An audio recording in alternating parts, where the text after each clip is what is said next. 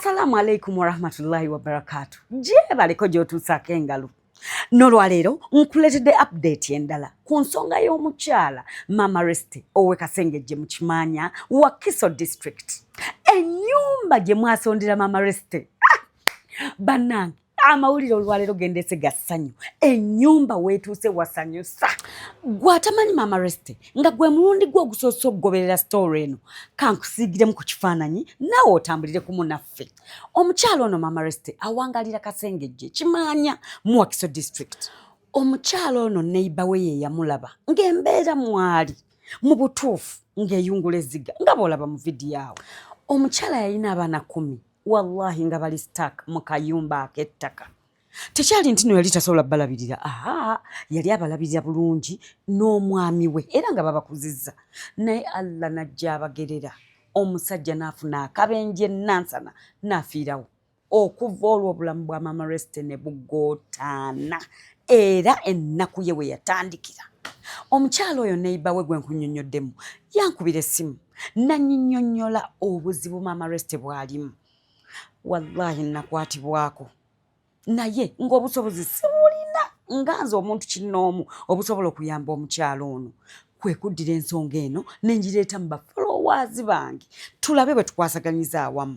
Emboozi mpanvu naye link ya vidiyo eno weeri mu comment section. Bw'onaafuna obudde genda owulirize emboozi ya Mama Rest otegeere ennaku ye we yava. Kati nzizeeyo ku mmwe bwe twatandika ekintu kino. Bannange buli muntu wali agambe nti alhamdulillah. Buli muntu afukamire yeebaze Allah mu ddiini ye mu lulimi lwe kubanga omulimu tulina we tugutuuse. Omulimu we gutuuse era kale. Wabula okusinziira wa we tutuuse nnyina kye njagala obbatunuzaamu. Mbadde mbasaba temuva ku vidiyo eno. Njagala ku ndowooza zammwe. Kati kyengezaako okubeebuuzaako kye kino. Mbabuulire ebya ddala nali nesseemu. Ngambye omulimu guno ngwepikire n'amalako nagwo. Omanyi mmwe mwanzizaamu amaanyi. Ye era omulimu twagutandika nze naawe. Amazima ng'ebigambo bye muŋŋamba bizzaamu amaanyi. Kacapizo ennyumba tugizimbe. Kacapizo essente tozimukwasa. Kacapizo omulimu tugusobola. Ningamba kituufu olwo nno nga mwakasonda miliyoni 8 nange Allah abaddizeewo mwebale. Naye nze nga mutima ekintu kingamba omanyi Kacapizo wange nti ye kwata ssente zino ziwe nannyinizo Mama Rest yeeyiye oleme kutandika na kintu ky'otamaleeko nakyo. Naye oluvannyuma lw'okufumiitiriza n'ensoma bisimillah nengamba ya Allah ojja tukwatirako. Olwo nno nga nammwe muŋŋumiza nga ndaba tuli kitole. Ye munnanga tufuna inginiya ng'atubalidde olwo tutandise kuzimba. Ng'olwo ekisinga n'okuŋŋumya nengamba eno ennyumba ejja kuggwa. Kwe kubeera nga mwasigala munnyongerayo ku ssente nga munnyongera ku ssente. Era ladies and gentlemen kwe kulaba ng'ennyumba etuuse weetuuse kati. Ennyumba yawedde okuserekebwa. Bannange ennyumba yanyiridde. Njagala mbabuulire ennyumba eno yagenzeeko amabaati 26 ng'era Salongo inginiya bwe yali agambye kituufu nnyo. Bannange akola omulimu gwe mulungi. Amabaati njagala nkubuulire nti kwegali wabula saasobola kugabakwatira nga bagaleese gali wali wansi kubanga wala saaliyo. Okitegedde saaliwo gafilminga oba okifuna n'ekirala owa kamera teyasobodde kwata yeno waggulu nga bamaze okugakomerera kubanga ennyumba mpanvu nnyo nga talina wagenda kulinnya kugashuutinga naye ng'era ogalaba. Bannange kirungi kino nze simanyi na kumanya. Twagala kwebaza mwenna abaakwata we mwakwata otugulira amabaati. Allah abaddizeewo mwebale nnyo mwebalire ddala. Si kyekyokka ne siiringi mweri yawedde okuyiibwa. Njagala nkubuulire nti okuva mu kanaabiro bisenge by'abaana eno mu ddiiro paka eno ku stowa wonna wasiiringi. Kitegeeza Mama Rest enkuba gyekanga bwekanzi wabweru ku makya. Osaaga ggwe. Bannange mwebale nnyo nnyongera okubebaza mwebale nnyo mwebalire ddala. Bannange buuza nti ki? Twabadde tuli awo tuli mu kusibula tugenda obudde buwungeera n'ow'enzigi n'azireetera waawo wennyini. owa HMK Metal Works nawe tukwebaza yabireese bulungi nnyo era byatuuse bannange nga birungi bannange olugi lwajjirako eddirisa ng'era bwe bakizimba bwe bati amadirisa gaffe abiri jjukira yatuwaayo ne kadooke kitegeeza ekirabo yatuwa ekirabo kadirisa kaki ak'omukinaabiro nako yakaleese gonna gaaweddeyo bannange weebale nnyo weebali ddala HMK kakati ebyo mumaze okubitegeera eyo ye update entuufu eriwo ye kati wano ekibuuzo kyange we kijjira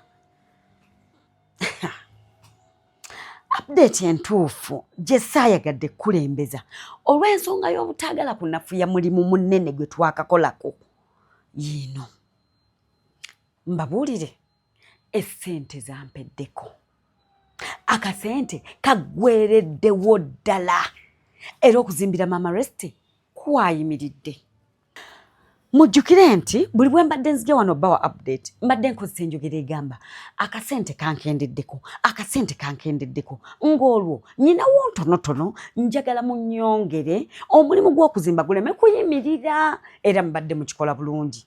Ladies and gentlemen, leero lwensoose okujja ne mbagamba nti essente zimpeereddeko ddala era nkiddamu okuzimbira Mama Rest kwayimiridde. Enzigi n'amadirisa byolaba ebyo twaterese bitereke ye kubanga okubiteeka mu nju bizimbiramu byetaaga ssente.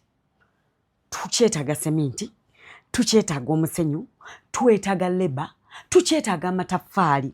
Oyinza okwebuuza seminti ateekamu enzigi ye yenkana atya?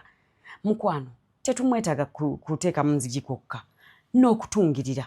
Olaba akantu ako inginiya kaali mu kuzimba kaliko koosi 9 tulina okukazimba kabunire kabikewo oba okitegeera ate n'ekirala seminti gyakoma okubeera omungi kiba kirungi gye tuli kubanga stage gye tujja okuddako ya finishing seminti aba agenda nnyo abazimba bino mubitegeera. Ekibuuzo kyange wano we kijjira wamma gwe olaba otya ennyumba tugikwase Mama Rest nga bweri wano oba tugimaliririze ddala?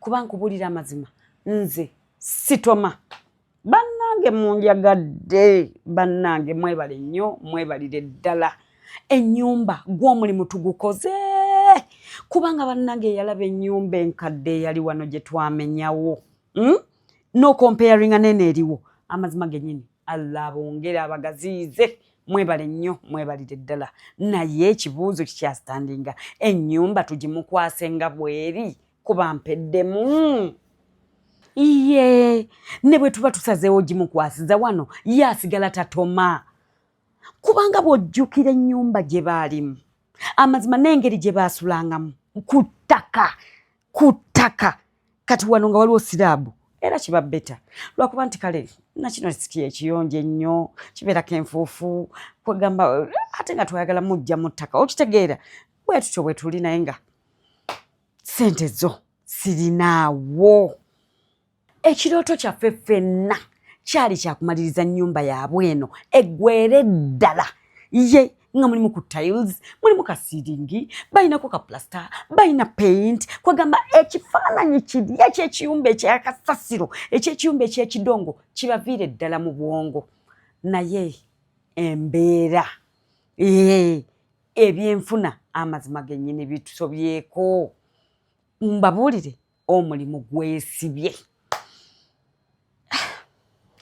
Kati nkikomyawo gy'oli ye gwagamba nti Leila mission tugimalirize kachapizo tetupowa nyamba kola boti kwata munsawo mpaya akasawo ka seminti ngulirayo ka trip ka mataffaali ngulirayo ka trip ko musenyu tukubirire ennyumba eneggwe kubanga ebyaddala omulimu gwe tusinze okukola gwe munene oguwedde gwe gusinga obunene ebibulayo bitono nabyo tubimalirize bambi omukyala ayingira ennyumba ye n'abaana be nkwegayiridde ate gwagamba nti nedda kachapizo ennyumba gikwasa omukazi yeeyiye n'abaana be tunaalaba tufa kola bwoti togenda nawe jangu mu comment section otubuulire endowoozayo ate waliwo gwe ayagala otuwabula ku nsonga yonna jangu otuwabule nawe mu comment section bannange mwebali nnyo mwebalire ddala.